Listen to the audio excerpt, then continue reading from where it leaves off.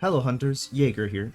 This is going to be an analysis of the trailer and other things we've seen so far. There's information on the Capcom website for Monster Hunter Wilds, as well as a PlayStation blog post and other things people have pointed out on Twitter, and I'll make sure to credit them in both the video and the description.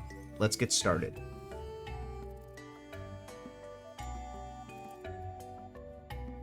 One of the first things I noticed throughout the entire trailer was just how expressive some of the animations were. One of the ones that stood out to me the most was the Chotacabra, which is this toad-like monster that uses its tongue. The way it moves is incredibly well done, especially the mount here picking up the hunter. And overall, it just looks like everything's a lot more expressive. And from what I've heard, Wilds is going to be running on the REX engine, the successor to the RE engine. Now, I can't find where people are getting that information, but people are saying it, so take that with a grain of salt. The vibes of the entire trailer, as a lot of people feel, is like the return of 4 Ultimate. At the beginning you have the desert sand ship, and the shot of it moving. You have the Smithy Gemma, who we'll get into later, and overall a lot of other things that just kind of resonate with the same vibes that 4U had. One thing I didn't expect was the PlayStation blog after the State of Play, which had even more news, and according to Gaijin, Hunter, and some other people on Twitter, that there was more news on the Japanese version of the PlayStation blog that did not get translated over to the English blog. And we'll get into that when each respective part happens. But generally, overall, the trailer was very interesting, and there's a lot to cover, and I'll be covering it segment by segment.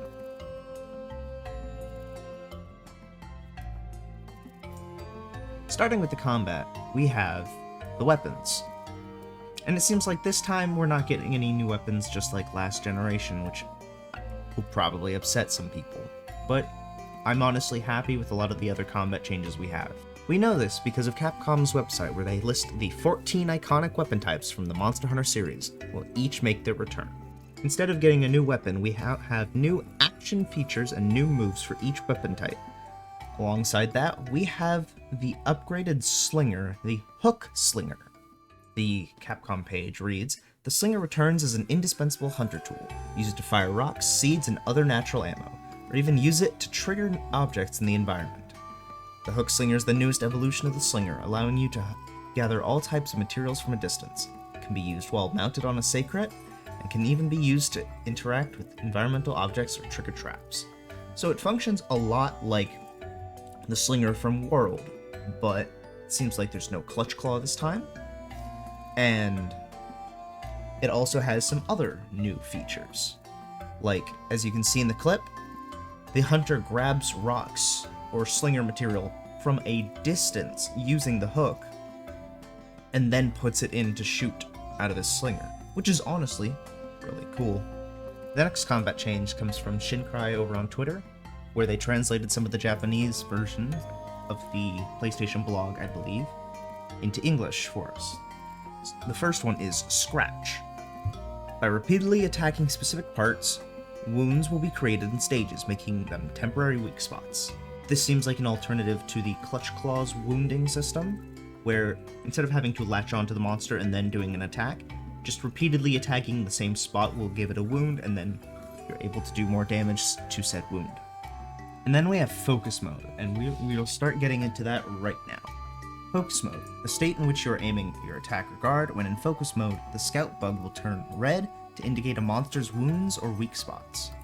This was actually shown in the trailer, and at first I thought it was some kind of fire blight, but looking closer now, it makes sense. The hunter sees the red fireflies in the Focus Mode and goes to attack them, doing an attack that drags their sword through the side of the monster. And as he starts to do the move, you can see that the red scout flies disappear.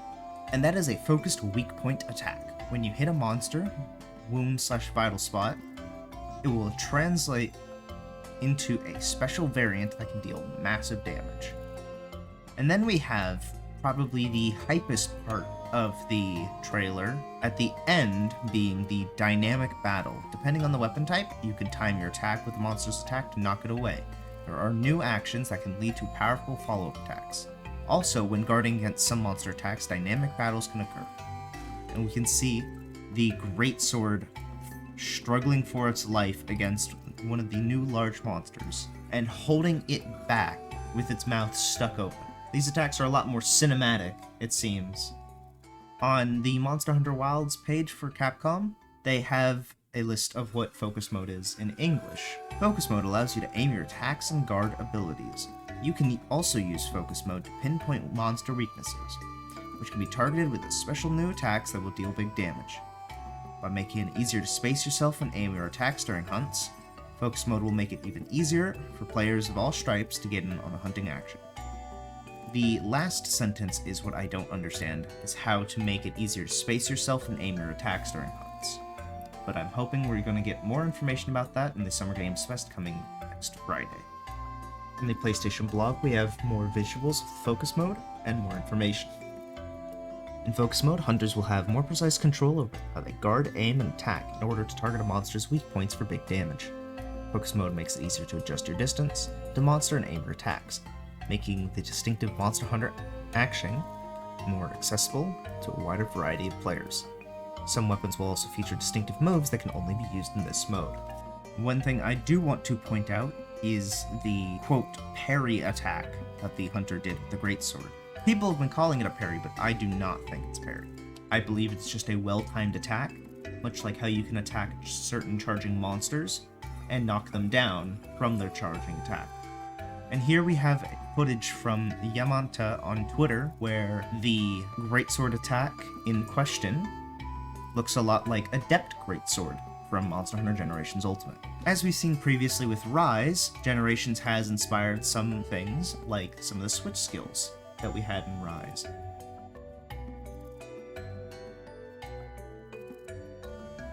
Next we have the mount, Sacred.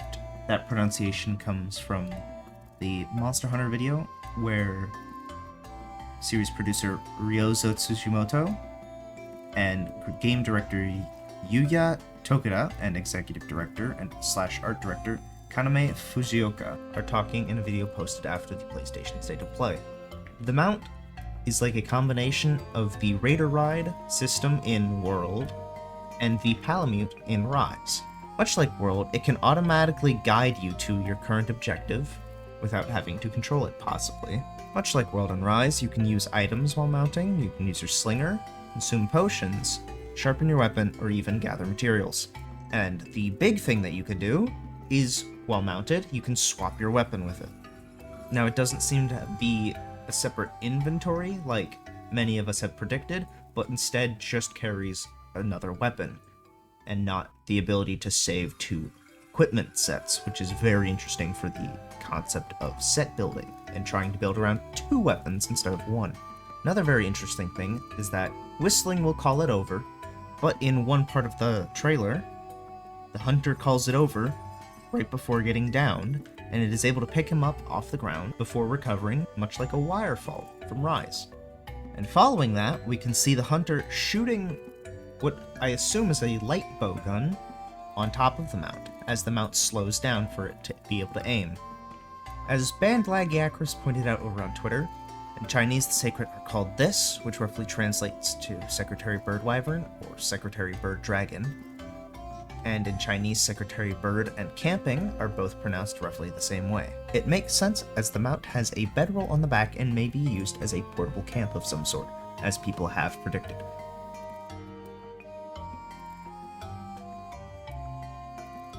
Moving on to monsters, we have the Karatanoth. They are the pangolin-like monsters that we have seen since the first teaser trailer, and they roam around the locale here in large herds, with one having large spikes on its back, presumably being the male. On the PlayStation blog, we have more information on the Karatanoth, the herbivore monsters, the pangolin-like creatures that I mentioned. Karatanoth males protect surrounding females of their species from lightning by catching spikes with the well-developed dorsal horns on their back, releasing them into the ground. They form large herds with the male Karatinoth at the center. Then we have the Dalthodon, I believe, another herbivore. This herbivorous wyvern changes its habitat depending on the season. When it senses danger, it will sometimes take a defensive posture and fight back with its well-developed hard shell. On to the big monsters. We start with the Doshiguma, which is the bear-like creature that we saw in the first trailer, chasing after the hunter. In this trailer, it's a lot more pronounced, and we get to see it a lot more. And on the Monster Hunter Wilds website, we have more information on it. Rugged, territorial fanged beasts that exhibit an aggressive disposition and inhabit a large range, sometimes observed in large packs. These monsters seem to hunt in, like the website says, large packs, and we may have to fight several of them at once, or do as the trailer says and have to separate one from the group to be able to hunt it easier. The other large monster we get to see is the Chotacabra, which his name is very reminiscent of Tetsukabra, another frog-like monster from 4 Ultimate. A large species of amphibians that use the adhesive quality of their saliva to affix stone to their forelimbs in order to power up their attacks. This one's very interesting. It uses its saliva to stick materials to its fists, presumably to make them harder, maybe do more damage, or maybe even affect elemental blights. We get a lot of footage of this monster. It looks very expressive. And there's potentially a third large monster that we got to see in the trailer, but we do not know enough about it to really be sure. During the segment where the hunter braves the storm, we see a monster being thrown by the Doshiguma, and we see it fly over the hunter, and we see the underside of it, but we do not know if it is an existing monster or not.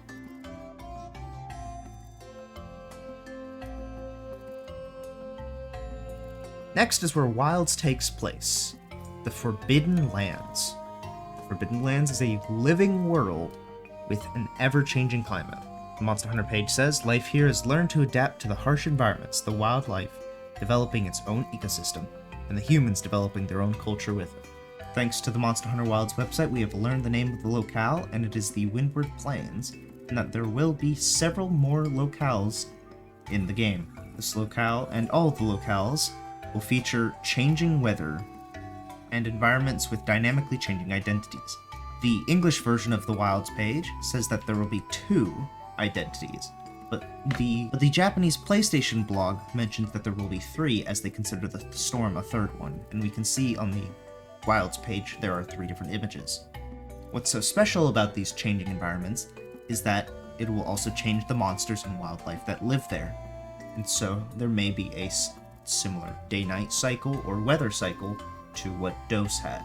In the same section, we find that there will be several hunting locales, as the phrasing each hunting locale hints at that there will be several more, meaning this will not be one interconnected open world, but several large maps that may be connected through loading screens, much like World, but on a larger scale.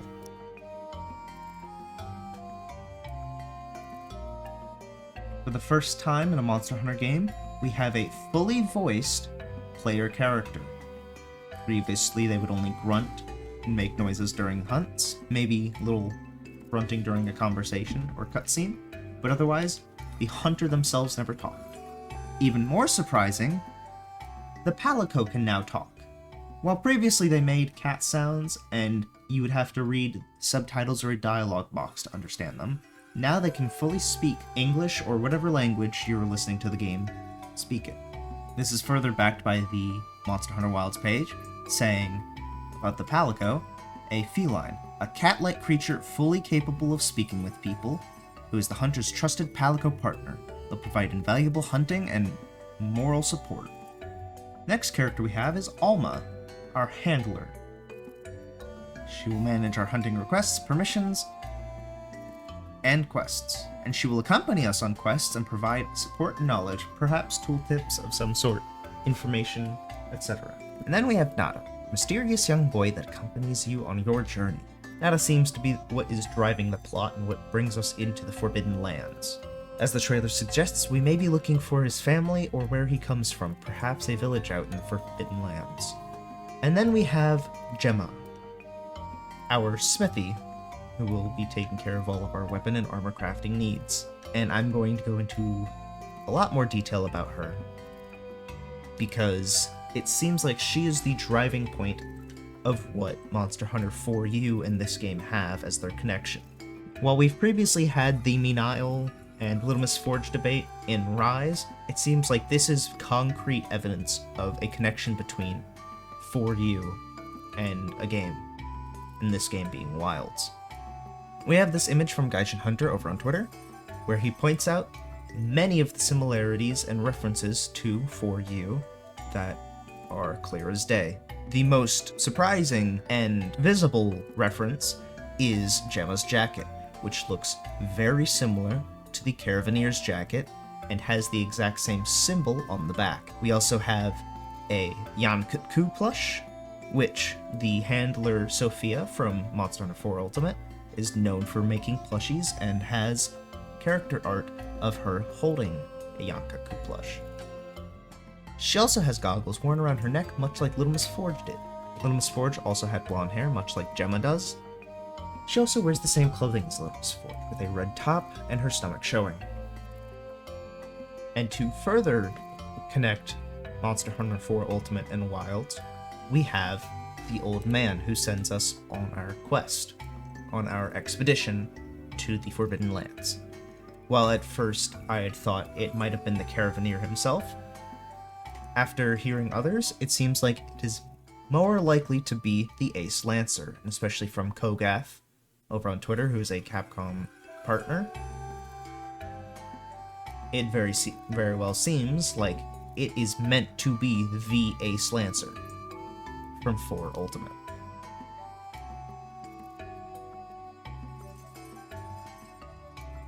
There's more information that we have learned from the video posted after the PlayStation State of Play, again from Ryozo Tsushimoto, Yuya Tokuda, and Kaname Fujioka.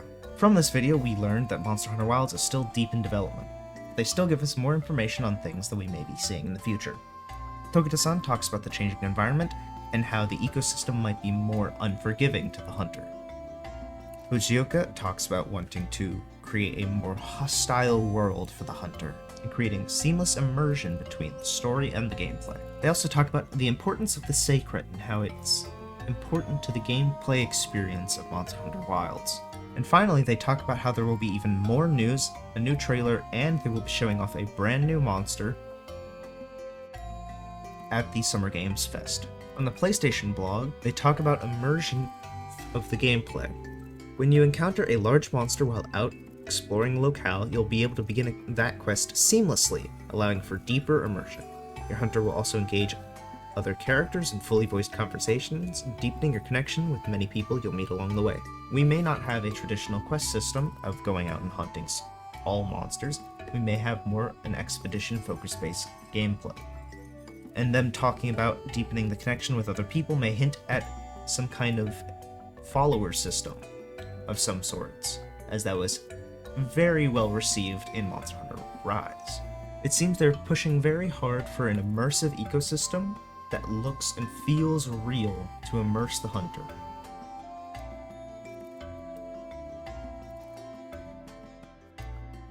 That's all we have for today. Hope you're excited as I am for the Summer Games Fest and the new information that we'll be receiving this coming week. Happy hunting!